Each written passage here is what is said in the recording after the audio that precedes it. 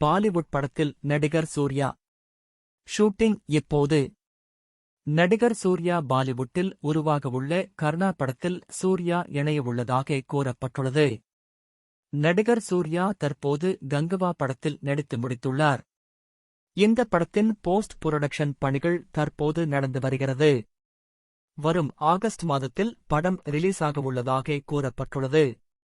இந்த படத்தை தொடர்ந்து சுதா கொங்கரா இயக்கத்தில் சூர்யா நடிக்க கமிட்டாகியுள்ளார். இந்த படத்தின் ஷூட்டிங் விரைவில் துவங்கவுள்ள நிலையில் படத்தில் கல்லூரி மாணவராக சூர்யா நடிக்கவுள்ளார்.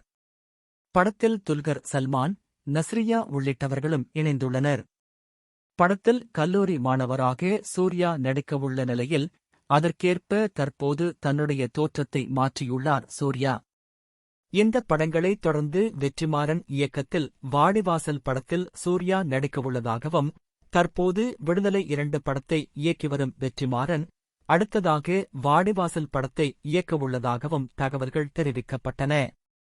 பல மாதங்களுக்கு முன்னதாகவே அறிவிக்கப்பட்ட இந்த படத்திற்காக டெஸ்ட் ஷூட் உள்ளிட்டவை நடத்தப்பட்ட நிலையில் படம் ரசிகர்களின் அதிகப்படியான கவனத்தை பெற்றுள்ளது.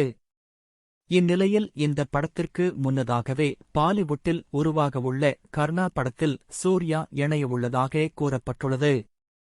இதனிடையே பாலிவுட்டில் ராகேஷ் ஓம்பிரகாஷ் இயக்கத்தில் மகாபாரத கதையின் பின்புலத்தில் கர்ணா என்ற படத்தில் நடிக்க சூர்யா கமிட்டாகியுள்ளார்.